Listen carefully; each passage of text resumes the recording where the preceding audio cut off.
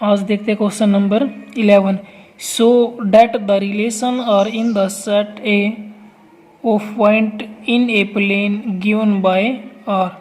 यानी हमें एक रिलेशन शो करना है, एक सेट है ए, उसमें कुछ पॉइंट दिए हुए हैं। वो किस में दिए हुए पॉइंट? प्लेन में दिए गए हैं। आर इक्वल टू क्या है? पी क्यू सच डैट, यानी एक सेट है ए प्लेन में, यानी कि एक कोई सेट है, ये प्लेन हुआ, इसमें हमारे कोई पॉइंट दे दिया इसने, पी क्यू आर एस वगैरह जो भी है।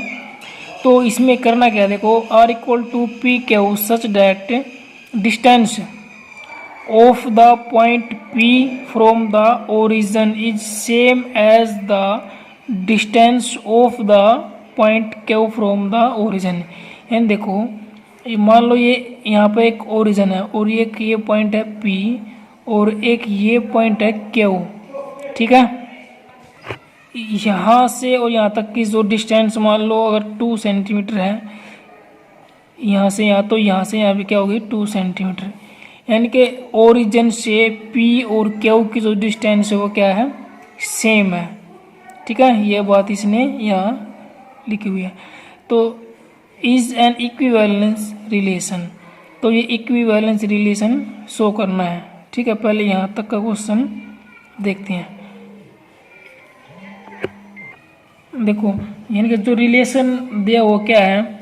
R equal to P Q such that, यानी कि इसको मैं ऐसे लिख सकते हैं O P equal to P Q, यानी कि जो ओ पी की जो डिस्टेंस है वो किसके इक्वल है? पी क्यू की, ठीक है। यानी कि अगर ये हमारा ओरिजिन है और ये पी पॉइंट है और ये क्यू पॉइंट है, ठीक है, तो यहाँ से यहाँ तक की डिस्टेंस और यहाँ से यहाँ तक की डिस्टेंस क्या है?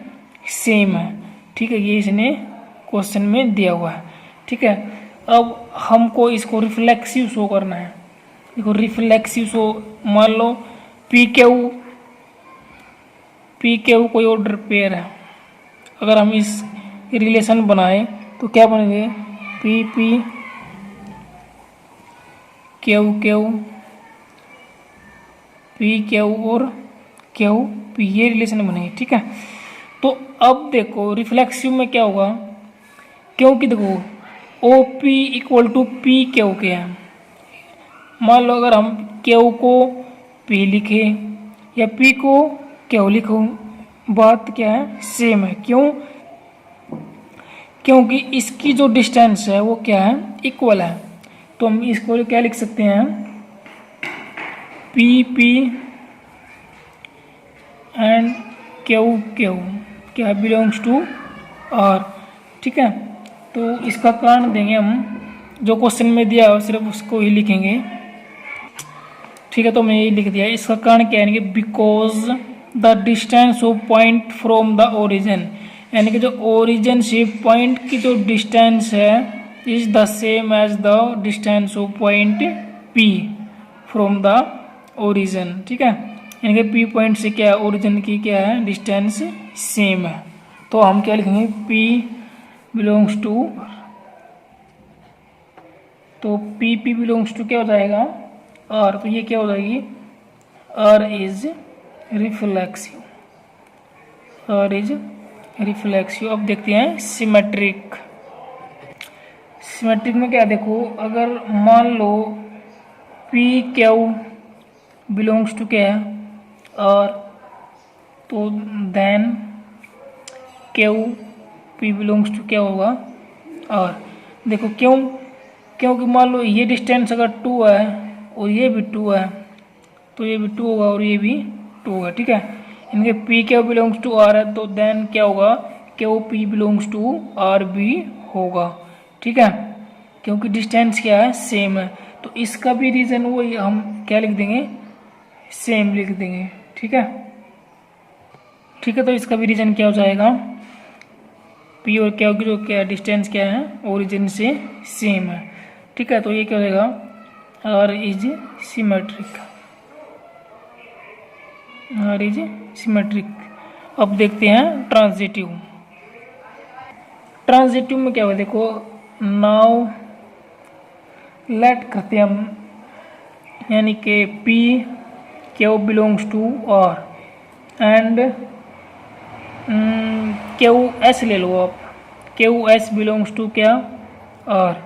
क्यों देखो, मान लो ये कोई सर्कल है, ये हमारा ओरिजिन हो गया, यहाँ पे ये पी पॉइंट होगा और ये क्यू इस साइड आए तो आप आर भी ले सकते हो, ये होगा S.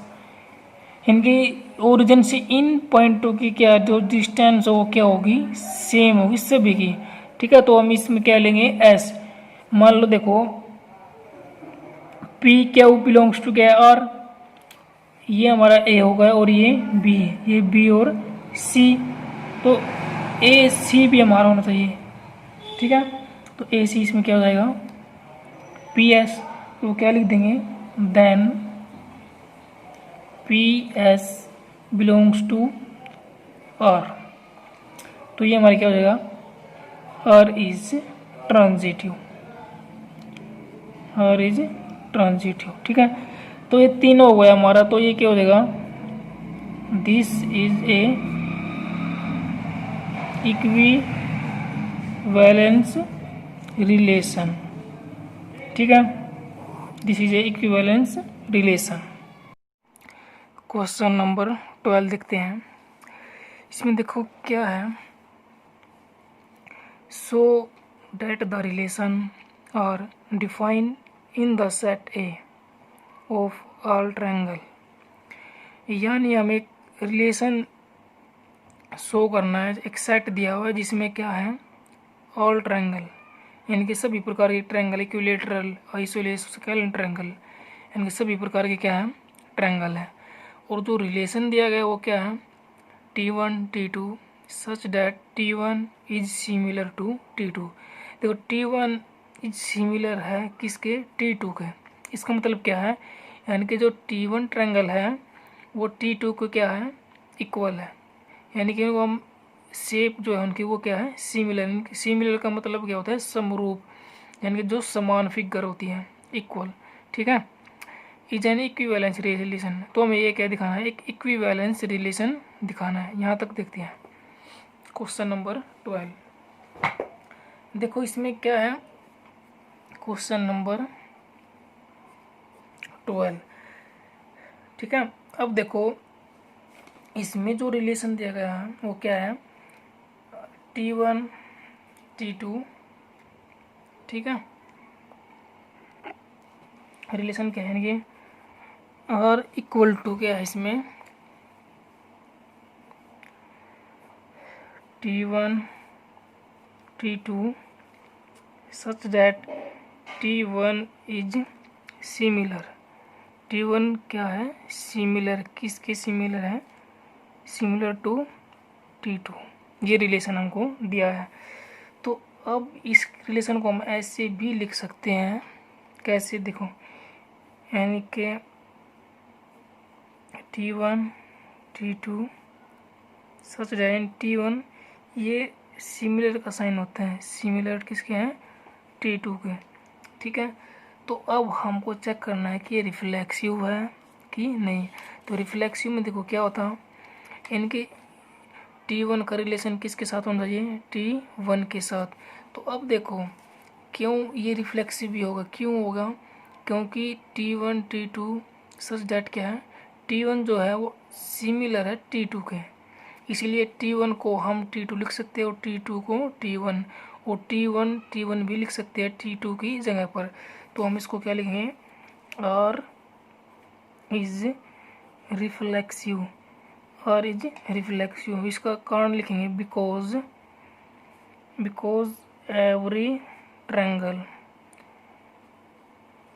Triangle is similar, every triangle is similar. Similar को हम इक्वल भी लिख सकते हैं, इक्वल टू इट सेल्फ, यानी कि जो ये ट्रायंगल है वो क्या इट सेल्फ में खुद के क्या है इक्वल है, सिमिलर है। ठीक है, तो इसमें क्या हो खुद का रिलेशन खुद के साथ बनेगा, यानी कि T1 का रिलेशन भी T1 के साथ बनेगा, क्योंकि T2 भी तो क्या है T1 ही है। ठीक है, अब देखते हैं सिमेट्रिक। सिमेट्रिक भी होगा ये। क्यों होगा देखो, मान लो T1 T2 बिलोंग्स टू क्या है और and T2 T1 belongs to क्या होना चाहिए हमारा और। देखो इसका भी कारण वही लिख देंगे हम। देखो अगर T1 T2 belongs to R है तो T2 T1 belongs to R होगा। इसका कारण भी सेम हो जाएगा बिकॉज यानी कि क्या लिखेंगे T1 is similar to T2। ठीक है, अब लिखेंगे T2 इज सिमिलर क्योंकि ये दूसरे के क्या है, एक दूसरे के इक्वल है। ठीक है, तो ये क्या हो जाएगा R इज सिमेट्रिक रिलेशन। ठीक है, अब देखते हैं ट्रांजिटिव में देखो कोई भी ले लो, लेट कर लो, लेट क्या हो जाएगा देखो T1 T2 बिलोंग्स टू क्या है R एंड अब ये A हो गया और ये B हो गया। तो अब हम T2 से शुरू करेंगे T2 और अब कुछ भी ले लो, T3 ले लो, T3 बिलोंग्स टू क्या है और। तो इसमें ये A हो गया और ये B होगा B और ये हो जाएगा हमारा C। तो T1 T2 belongs to R and T2 T3 belongs to R, ये हमारा B हो जाएगा और ये C हो जाएगा। ठीक है, अब देखो अब ट्रांजिटिव होने के लिए क्या करना हमको, ए बी है बी सी है तो ए सी हमारा होना चाहिए, यानी कि T1 and T3 belongs to क्या होना चाहिए R के होना चाहिए। ठीक है, तो अब इसका भी सेम रीजन लिख देंगे क्या, T1 and T2 is similar, T1 and T2 क्या है सिमिलर और T2 and T3 is also similar. ठीक है, क्योंकि ये क्या है जो ट्रायंगल दी हुई है इसमें सेट ए में ये क्या है एक दूसरे के सिमिलर है। ठीक है, तो इसमें ये तीनों हमारा हो जाएगा, रिफ्लेक्सिव भी, सिमेट्रिक भी और ट्रांजिटिव भी। तो इसको लिख देंगे then T1 T3 is similar. तो ये हमारा तीन होगा, तो इसको लिख देंगे this is a equivalence relation. ठीक है, this is a equivalence relation. अब इससे आगे का क्वेश्चन देखते हैं, कंसाइडर 3 राइट एंगल ट्रायंगल, यानी हमें कोई भी 3 राइट एंगल ट्रायंगल लेनी है, T1 विद साइड 3 4 5 और T की साइड ये, T2 की साइड ये है और T3 की जो साइड है ये है। तो विच triangle among T1 T2 and T3 और रिलेटेड, यानी ये 3 ट्रायंगल में हमें बताना है कि कौन सी दो, तीनों ट्रायंगलों में हमें बताना है कि कौन सी एक दूसरे से रिलेटेड है। ठीक है, चलो देखते हैं आगे। यानी कि कोई भी 3 ट्रायंगल ले लो आप, राइट एंगल ये वाली एक ये हो गई, एक ये वाली हो गई,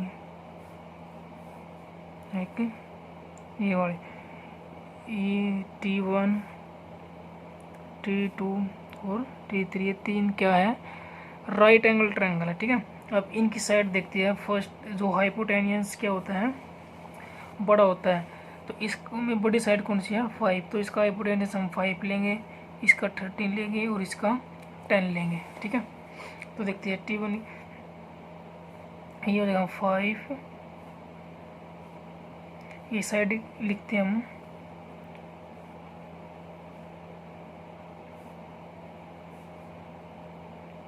ठीक है, ये साइड हमने ले लिया। अब देखो अब हम इसका रिलेशन बनाएंगे। देखो ये हाइपोटेनियस कितना है 5 है और इसका हाइपोटेनियस कितना है 13 है, ये इससे रिलेटेड नहीं हो रहा, तो अब इसका रिलेशन यानी कि इसके साथ कोई भी रिलेटेड नहीं है। अब देखते हैं ये वाली और ये वाली।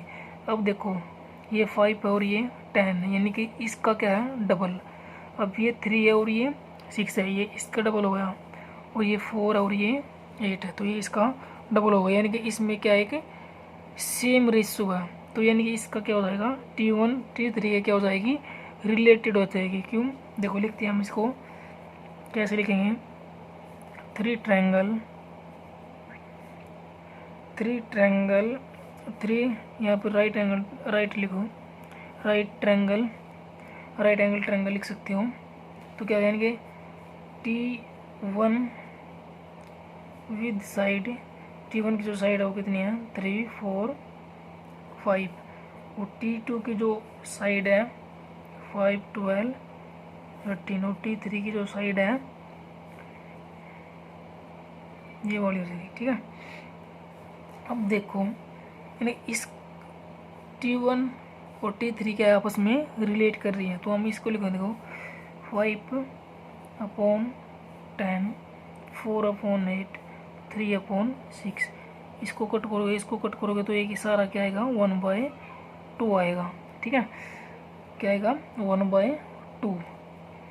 तो हम क्या लिखेंगे द corresponding side of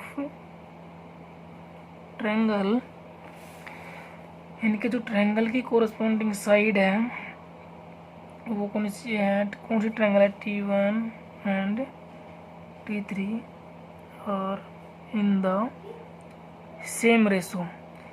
ठीक है, यानी कि T1 और T3 जो ट्रायंगल है उनकी जो कोरस्पॉन्डिंग साइड है उसमें क्या है सेम रेशो है। ठीक है, तो हम लिखेंगे ट्रायंगल T1 इज सिमिलर, किसके सिमिलर हो जाएगी यहाँ T3 के सिमिलर हो जाएगी। ठीक है, तो ये कह रहे हैं T1 is related to T3, तो T1 क्या है T3 के रिलेटेड है। ठीक है, अब ये क्वेश्चन नंबर 12 भी कंप्लीट हो गया।